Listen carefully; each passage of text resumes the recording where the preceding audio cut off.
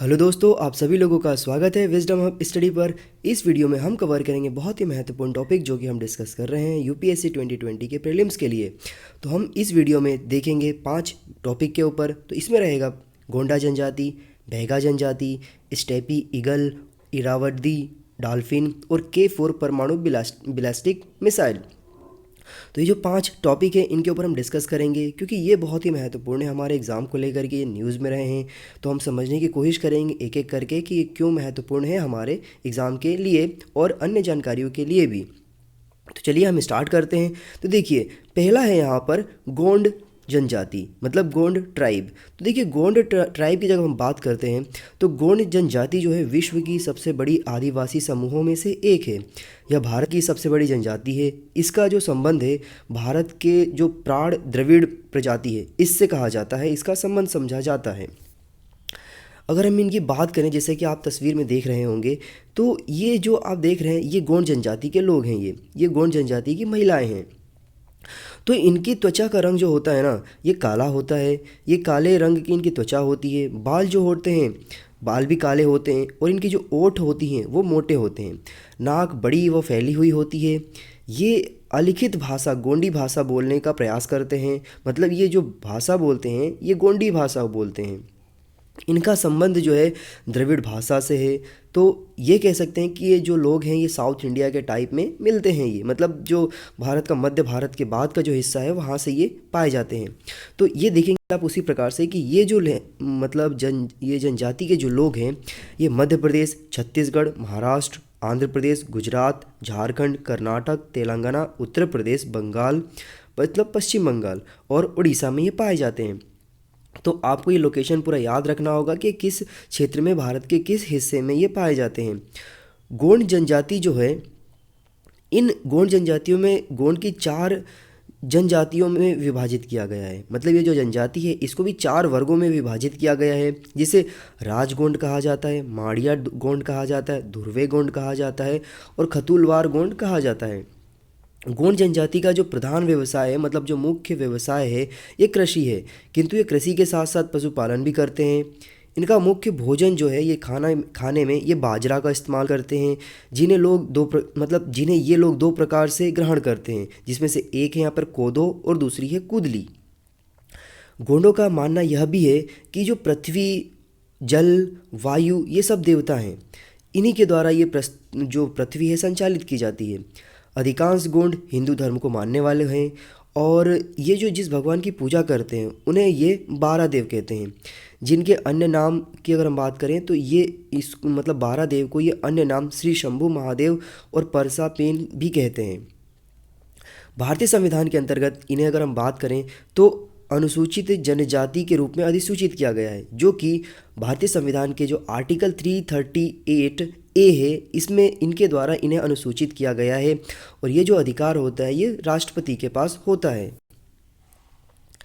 चलिए अब हम बात करते हैं, दूसरा हमारा जो विषय है इसमें बैगा जनजाति। तो देखिए, बैगा जनजाति जो है या बैगा ट्राइब कह सकते हैं आप, ये जो बैगा जनजाति विशेष रूप से कमज़ोर जनजाति समूहों में से एक है। मतलब जिन्हें हम इंग्लिश में कह सकते हैं particularly vulnerable tribal group PVTGS में से इसे एक माना जाता है। आप इन्हें तस्वीर में देख सकते हैं, ये इस प्रकार से ये दिखाई देते हैं और इनका जो पहनावा है इस प्रकार से होता है।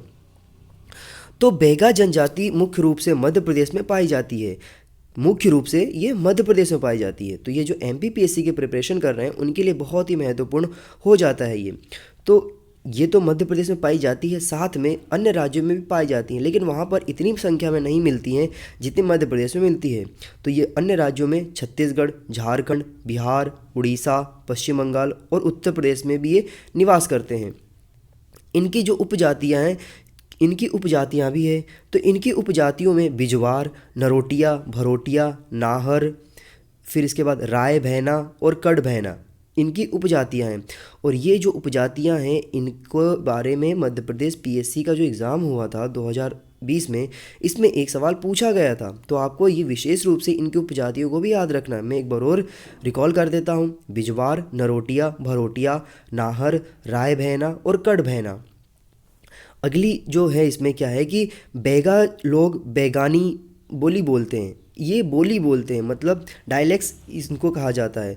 तो डायलेक्ट जो ये बोलते हैं ये बैगानी बोलते हैं, जो गोंडी बोली से प्रभावित छत्तीसगढ़ी बोली का ही एक रूप है। मतलब ये विकसित हुआ है, ये बोली जो है ये क्या है कि जो मतलब जिस प्रकार से गोंडी बोली होती है उसी से विकसित हुआ है, और ये छत्तीसगढ़ बोली इन दोनों का एक मिक्स रूप है जिसे यहाँ पर बैगानी बोली बोला जाता है। परंपरागत रूप से बैगा लोग जो हैं अर्ध खानाबदोश जीवन जीते हैं और झूम कृषि करते हैं। तो देखिए झूम कृषि का मतलब ये होता है कि एक जगह पर खेती करना और वहाँ की मतलब जो पेड़ पौधे होते हैं उसको काट करके खेती करना, और जब वहाँ से फसल हो जाए उसको काट लेना और फिर आगे बढ़ जाना, फिर दूसरी जगह जा करके फिर से झूम खेती करना, मतलब फिर से वहाँ के जो पेड़ पौधे हैं उसको काटना फिर खेती करना। तो इसे झूम के खेती कहा जाता है, जिसे ये लोग बेवर या दहिया भी कहते हैं। तो किंतु अब ये आजीविका के मुख्य रूप के रूप में लघु वनोत्पाद पर भी निर्भर हो गए हैं ये, और इनका जो प्राथमिक वन उत्पाद है बांस है। मतलब पहले क्या था कि पहले ये लोग कृषि पर ही डिपेंड हुआ करते थे, लेकिन अब क्या हुआ है कि अब ये लोग वनों के ऊपर, मतलब वन जो हैं वनों पर भी ये के जो उत्पाद है उस पर भी ये निर्भर हो चुके हैं, जिसमें से इनका मुख्य जो उत्पाद है बांस को ये मानते हैं, उससे बहुत सारी चीज़ें बनाते हैं ये लोग। फिर इसके बाद आप देखेंगे कि बैगा जनजाति की जो महिलाएं हैं अपने शरीर पर विभिन्न प्रकार के टैटू गुदवाने के लिए प्रसिद्ध हैं। तो ये जो महिलाएं हैं ना ये अपने शरीर पर बहुत सारे विभिन्न प्रकार के टैटू बनवाती हैं, जिन्हें मतलब इनकी कल्चर के रूप में माना जाता है। तो ये जो लोग कभी जैसे गवर्नमेंट सर्विस के लिए अप्लाई करते हैं तो इनके शरीर पे जो टैटू होता है ना उससे यहाँ पर उसकी वजह से इन्हें रोका नहीं जाता है कि आप सर्विस में अप्लाई नहीं कर सकते, क्योंकि ये एक जनजातीय प्रकार के लोग हैं, इनको एक विशेष प्रकार की छूट रहती है। अब हम बात करते हैं स्टेपी ईगल की। तो देखिए स्टेपी ईगल जो है ये एक पक्षी है जो कि अभी पाया गया है फिर से बहुत वर्षों के बाद, इसलिए वजह से न्यूज़ में है ये। तो ये क्या है, स्टेपी ईगल जो है एशियाई जलीय पक्षी गणना मतलब एशियन वाटर बर्ड जो सेंसस है उसके दौरान आंध्र प्रदेश की विजयवाड़ा में स्टेपी ईगल को देखा गया है जब यह सेंसस किया जा रहा था। तो गैर मतलब है कि यह दूसरी बार जब पिछले 2 दशकों में आंध्र प्रदेश में एक स्टेपी ईगल को देखा गया है, मतलब पिछले 2 दशकों में मतलब 20 वर्षों में ये दूसरी बार देखा गया है ये स्टेपी ईगल। तो आपसे सवाल ये पूछा जा सकता है कि ये कहाँ पर दिखाई दिया, तो ये आंध्र प्रदेश में दिखाई दिया। तो देखिए ये जो स्टेपी ईगल है कुछ इस प्रकार का दिखाई देता है। तो ये जो स्टेपी ईगल है इसका जो वैज्ञानिक नाम है मतलब इसका जो नाम है एक्विला निपलेसिस, एक्विला निपलेसिस इसका नाम है। यह ईगल की एसीपीट्रीटी परिवार से संबंध रखता है, तो इसके परिवार का नाम याद रखिए एसीपीट्रीडी। यह प्रजाति पूर्वी यूरोप और मध्य एशिया में पाया जाता है। मतलब ये जो प्रजाति है कहाँ पाया जाता है मुख्य रूप से, तो यह मुख्य रूप से पूर्वी यूरोप और मध्य एशिया में ये पाया जाता है। ये पक्षी मुख्यतः घास के मैदानों, अर्ध मरुभूमि, धान के खेत व मतलब जो खुले हुए जंगल है वहाँ पे ये रहना पसंद करता है। ये सर्दियों के मौसम में भारत के अलग अलग हिस्सों में यूरोप, कजाकिस्तान, मंगोलिया व चीन आदि देशों से होते हुए आता है। यह एक शिकारी पक्षी है, मतलब ये क्या करता है, ये शिकार करता है और उसको फिर अपना भोजन के रूप में स्वीकार करता है। इसे अंतर्राष्ट्रीय प्राकृतिक संघ मतलब international union for conservation of nature IUCN की जो रेड लिस्ट है उस रेड लिस्ट में इसे इंडेंजर्ड स्पीसीज़ के रूप में रखा गया है। मतलब यह बहुत ही संकटग्रस्त जो क्षेत्र है उसमें ये रखा गया है, क्योंकि यह विलुप्त होने की कगार पे भी आने की संभावना बन सकती है इसकी, अगर इसी प्रकार से इसकी 20 वर्षों में भारत में ये दूसरी बार दिखाई दिया है। तो आप समझ सकते हैं कि कितने ही संकटग्रस्त क्षेत्र में है ये अभी जो ईगल है ये वर्तमान में। फिर इसके बाद भारत में ये गैर प्रजनन समय में आते हैं, मतलब जब ये प्रजनन नहीं करना होता है इन्हें तब उस समय में आते हैं। माना जाता है कि स्टेपी ईगल भारत की दूसरी सबसे बड़ी प्रवासी ईगल प्रजाति है। देखिए प्रवासी ईगल क्या होता, मतलब प्रवासी पक्षी क्या होते हैं, वे पक्षी जो समय के हिसाब से आते हैं, जैसे कि जो कुछ ठंडे प्रदेश में रहते हैं लेकिन वहाँ पर कुछ थोड़ी सी गर्मी बढ़ जाती है और दूसरे देशों में थोड़ी सी ठंडी आ जाती है, तो ये आना पसंद करते हैं। तो ठंड के मौसम में क्या होता है, बहुत सारे ऐसे पक्षी होते हैं, यूरोप वाले सर्बियाई पक्षी होते हैं, फ्लैमिंगो पक्षी होते हैं, वो भारत के हिस्से में आते हैं जहाँ पर ठंडक होती है और वहाँ पे आते हैं, अपना समय व्यतीत करते हैं। लेकिन जैसे ही गर्मी प्रारंभ होती है भारत में तो वो वहाँ से वापस उड़ के चले जाते हैं उस ठंडे प्रदेश में जहाँ पे उनके रहने के लिए अनुकूल वातावरण बना हुआ है। तो ये इस प्रकार के जो पक्षी होते हैं, वह जो पक्षी होते हैं ये मतलब देखेंगे आप तो प्रवासी पक्षी कहलाते हैं। स्टेपी ईगल की कम होती संख्या के मुख्य कारणों में अगर हम देखें तो निवास स्थान में कमी है, मतलब उनके निवास स्थानों में कमी हो गई है। बिजली के तारों से टकराव है। खाद्य स्रोत जो हैं उसमें जड़ी बूटियां, कीटनाशकों और पशु के लिए जो चिकित्सकीय दवाइयां हैं, जैसे डिफ्लोफा कानान आदि होने का वाले जो विशेषज्ञता होते हैं, मतलब जो विषाणु होते हैं और जो जहर होते हैं, पॉइज़न होते हैं, वह उनके खाने में मिल जाते हैं, पानी में मिल जाता है, जिससे वो खाते हैं और सेवन करते हैं और उनकी मृत्यु हो जाती है। इसके बाद स्टेपी ईगल को कजाकिस्तान के राष्ट्रीय ध्वज में भी स्थान दिया गया है। मतलब जो स्टेपी ईगल है आप देखेंगे तो कजाकिस्तान जो देश है उस देश की झंडे में इसको दर्शाया गया है। अब हम बात करते हैं इरावदी डॉल्फिन की। तो देखिए इरावदी डॉल्फिन जो है ये हाल ही में डॉल्फिन की एक जनगणना हुई है, जिसे करने वाला जो है राज्य उड़ीसा है। उड़ीसा के चिल्का झील में इरावदी जो नदी है, इरावदी जो डॉल्फिन है, इरावदी डॉल्फिन की संख्या की गणना की गई तो उसमें पाया गया कि 146 यहाँ पर इरावदी डॉल्फिन है चिल्का झील में। चिल्का झील जो है वो उड़ीसा के तट पर स्थित है। तो कुछ इरावदी जो डॉल्फिन है उसकी संरचना, मतलब उसका जो कह सकते हैं संरचना है, वो कुछ इस प्रकार का होता है। तो ये जो बड़ा हो जाती है तो बड़ी होने के बाद इसकी जो लेंथ है वो आप देखेंगे 2.8 मीटर के आसपास होता है। और इसका जो वजन होता है, एक महिला की बात कर रहा हूँ मैं, महिला इरावदी मतलब डॉल्फिन की, तो यह 130 किलोग्राम होता है। आप देख सकते हैं 130 किलोग्राम इसका वजन होता है। और जो न्यू बॉर्न इरावदी डॉल्फिन होती है उसका जो साइज होता है वो 90 से लेकर के 100 सेंटीमीटर होता है। और इसकी जो वेट होता है उसके बच्चे का वो 10 से लेकर के 12 किलो का होता है। तो आप देख सकते हैं कि बहुत बड़ा ये एक प्रकार का मछली होता है, फिश होता है ये, जिसे डॉल्फिन कहा जाता है। अब इसका मुख्य बिंदु अगर हम देखें तो इरावदी डॉल्फिन का जो वैज्ञानिक नाम है वो आर्काले ब्रेब्रियो स्ट्रीस कहा जाता है इसको। इसका जो डॉल्फिन का वैज्ञानिक नाम है एक बार और सुनिए, आर्काले ब्रेब्रियो स्ट्रिक्स। यह एक सुंदर स्तन पाई जलीय जीव है। यह किस प्रकार का जीव है? ये एक मतलब पानी में रहने वाला स्तनपाई जलीय जीव है। ये अंतर्राष्ट्रीय प्राकृतिक मतलब संरक्षण संघ, मतलब international union for the conservation of nature IUCN की लाल सूची में संकटग्रस्त इंडेंजर्ड से श्रेणी में इसे रखा गया है। इसकी 2 प्रजातियां पाई जाती है, इरावदी डॉल्फिन और स्नबफिन डॉल्फिन। इस प्रजाति का जो नाम है वो म्यांमार की एक नदी है जिसका नाम है इरावदी नदी, उसके नाम पर इसका नाम रखा गया है। इरावदी नदी में ये बड़ी संख्या में पाई जाती है। इरावदी नदी एक प्राकृतिक वास स्थल है, मतलब जो एक नेचुरल इसका रहने का क्षेत्र है इरावदी नदी, वहाँ पर ये मुख्य रूप से पाई जाती है ये। और भारत में ये चिल्का झील है वहाँ पर ये पाई जाती हैं। और चिल्का झील अति संकटपन्न, मतलब संकटापन्न इरावदी डॉल्फिन का प्राकृतिक आवास है, जैसे कि जो नेचुरल हैबिटेट है इसका, नेचुरल जो जगह है रहने के लिए वो इरावदी नदी है और जो म्यांमार में है। लेकिन भारत की अगर हम बात करें तो ये चिल्का झील में ये पाई जाती है। इसका जो जल स्तर स्थिर होने के कारण यहाँ पर ये डॉल्फिन रहने के लिए अनुकूल है और यहाँ से बहुतायत में पाई जाती है। तो देखिए जो चिल्का झील है ना, उसमें रहने का मेन रीज़न ये है कि जो इसका पानी है वो स्टेबल होता है, उसमें ज़्यादा कोई फ्लो नहीं होता है और बहता नहीं है वो पानी। और खारा तो है ही सही, वो तो खारा है वो इसका मैटर नहीं करता। मैटर ये करता है यहाँ पर कि इस पानी का फ्लो नहीं है, वो रुका हुआ पानी रहता है, मतलब इस वजह से वहाँ पे ये रहना पसंद करती हैं ये। फिर अब हम बात करते हैं कि वार्षिक डॉल्फिन जनगणना क्या है, मतलब एनुअल डॉल्फिन जो सेंसस की गई है वो क्या है। तो देखिए उड़ीसा के वन और पर्यावरण विभाग द्वारा उड़ीसा राज्य में वार्षिक डॉल्फिन जनगणना की गई है।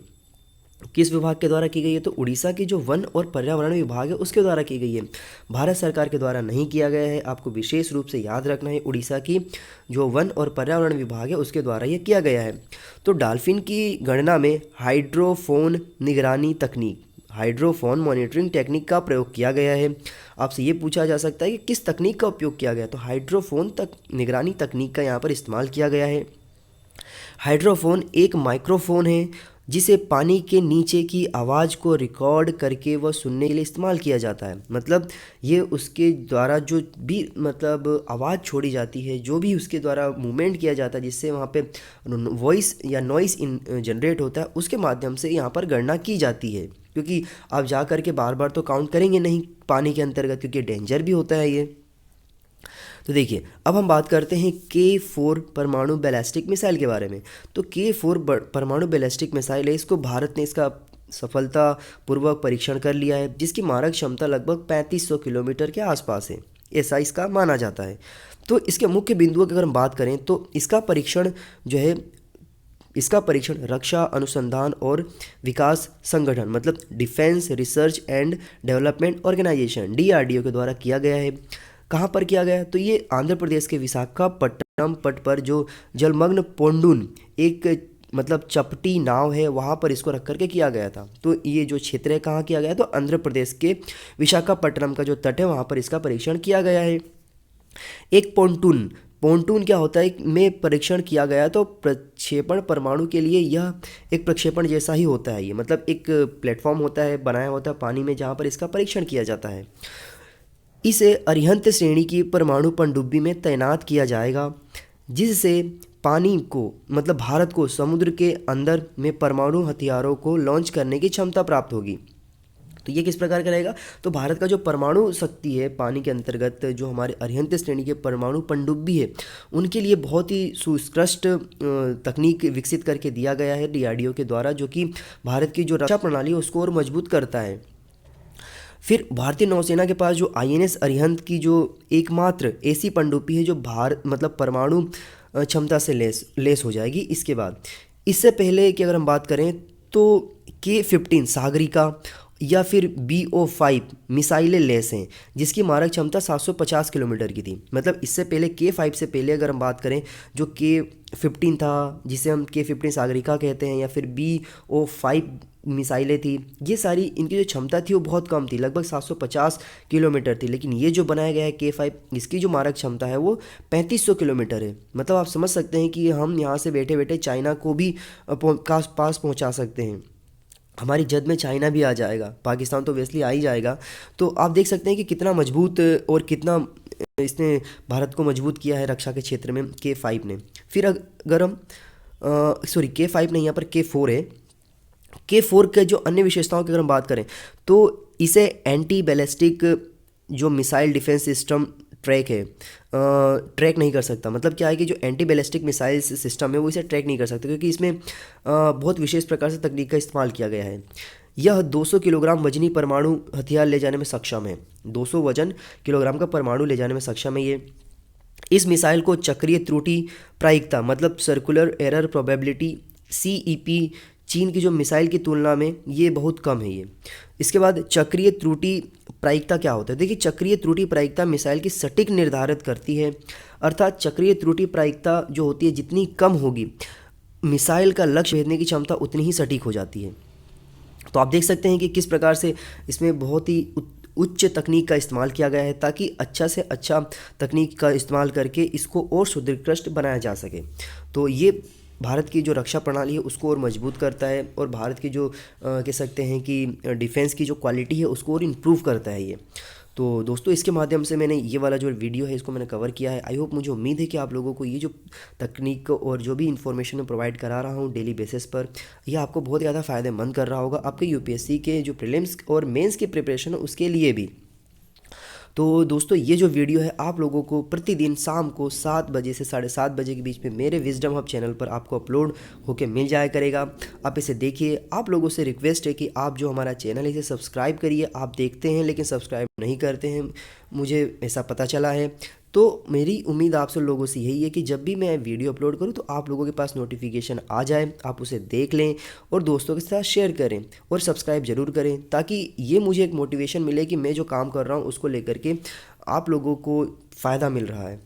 और इसके बाद मैं अनअकैडमी पर पढ़ाता हूँ, वहाँ पर मेरे 39 कोर्सेज अवेलेबल हैं, 300 से ज़्यादा वीडियोस बने हुए हैं, आप उनको जा करके देख सकते हैं। और ये जो आप वीडियो की डिमांड करते हैं, आप अगर कोई वीडियो चाहिए तो मेरा एक चैनल मतलब विजडम हब स्टडी करके यूट्यूब यहाँ पर चैनल है, टेलीग्राम पर, वहाँ से जाकर के आप सारे जो PDF है और इसके बाद न्यूज़पेपर है और जो भी मैं कंटेंट बनाता हूँ वो सारी PDF वहाँ पे डालता हूँ, आप जाकर के डाउनलोड कर सकते हैं। और फेसबुक पर अंकित सिंह अनअकैडमी के नाम से आप सर्च करेंगे तो वहाँ पे मेरा एक पेज दिखाई देगा, ग्रुप दिखाई देगा, उन्हें जाकर के ज्वाइन कर लीजिए। मैं वहाँ पर भी डेली करंट अफेयर अपडेट करता हूँ, ताकि लोगों मतलब जो एस्पिरेंट्स हैं उनको भटकना ना पड़े। तो ये सारे जो सोर्सेज मैंने बताए हैं आप इन्हें जाके ज्वाइन कर लीजिए, आपको बहुत ही ज़्यादा हेल्पफुल रहेगा ये समझने के लिए कि किस प्रकार से प्रिपरेशन के लिए हमें आगे बढ़ना है। So thank you so much, have a good day, जय हिंद, जय भारत। दोस्तों मैं अनअकैडमी पर पढ़ाता भी हूँ। अनअकैडमी पर मेरे कोर्सेज अवेलेबल हैं जो कि डिज़ाइन किए गए हैं मेरे द्वारा। 29 कोर्सेज डिज़ाइन किए गए हैं, 300 से ज़्यादा वीडियोस अवेलेबल है, अपने जाकर के देख सकते हैं। इसके साथ ही यदि आप अनअकैडमी कोई भी प्लस कोर्सेज परचेस करना चाहते हैं तो आप मेरा कोड यूज़ करिए IMMonk28। आप यहाँ पर 10% का डिस्काउंट अवेल कर सकते हैं ऑन एवरी प्लस कोर्सेज। आप यहाँ पर देख सकते हैं जो मेरे कोर्सेज डिज़ाइन किए गए हैं, ये सारे कोर्सेज से करंट अफेयर के हैं, स्पोर्ट्स के हैं, हिस्ट्री के माइनर MCQ हैं, अवार्ड से संबंधित हैं, गवर्नमेंट स्कीम्स हैं, पॉलिटिकल के जो भी यहाँ पर इशू होते हैं वो है, इंटरनेशनल रिलेशंस हैं, इंटरनेशनल बाउंड्रीज़ हैं। फिर इसके बाद यहाँ पर आप देखेंगे डिफेंस, साइंस, टेक्नोलॉजी, वो हैं जितने भी यहाँ पर इंडाइसेस रिपोर्ट आती है उन सब की इन्फॉर्मेशन यहाँ पर दी गई। ये सारे कोर्सेज डिज़ाइन किए हुए मेरे द्वारा। ये देखिए आप यहाँ पर, तो ये सभी कोर्सेज है जो कि आपको बहुत ज़्यादा बेनिफिशियल रहेंगे से MPPSC की प्रिपरेशन के लिए। आपको बहुत ज़्यादा आइडेंटिफाइड वेरीफाइड तरीके से ये डिज़ाइन किए हुए कोर्सेज है, क्योंकि अनअकैडमी पर कोई भी ऐसे कॉपी किया हुआ कंटेंट नहीं डाला जाता है। ओके, तो आप इन्हें जाकर के देखिए, आपको बहुत ज़्यादा फायदा होगा। मैं इनकी लिंक्स जो है कोर्सेज की मैं डिस्क्रिप्शन बॉक्स में प्रोवाइड करा दूँगा, आप लोग वहाँ पर जाकर के एक्सेस कर सकते हैं। और इसके साथ ही जो मेरे फेसबुक के पेजेस हैं जहाँ पर मैं करंट अफेयर डालता हूँ, अनअकैडमी के जो लिंक्स हैं कोर्सेज के वो, और इसके बाद टेलीग्राम पे जहाँ पर मैं PDF डालता हूँ, और व्हाट्सएप के जो ग्रुप्स हैं उनकी भी लिंक मैं आपको डिस्क्रिप्शन बॉक्स में प्रोवाइड करा दूँगा, और मैं कमेंट सेक्शन में पिन कर दूँगा, वहाँ पर जाकर के भी आप ज्वाइन कर सकते हैं। और इसके साथ आप लोगों से एक रिक्वेस्ट ये है कि जो हमारे चैनल है विजडम हब स्टडी, आप इसे सब्सक्राइब करिए, लाइक करिए, शेयर करिए, कमेंट करिए, और जो भी आपके डाउट्स होते हैं वो हमें कमेंट सेक्शन में बताइए। हम कोशिश करेंगे कि वो सारे सवालों के जवाब आपको हम 24 घंटों में दे सकें। और इस प्रकार के अन्य जो वीडियोस हैं वो आपको इसी चैनल पर मिल जाया करेंगे, तो आप बेल आइकन बटन दबा दीजिएगा ताकि आपके सामने जब भी हम अपलोड करें वीडियोज़ तो आपको नोटिफिकेशन आ जाए और आप उसे देख लें। So thank you so much for watching this video. Have a good day, जय हिंद, जय भारत।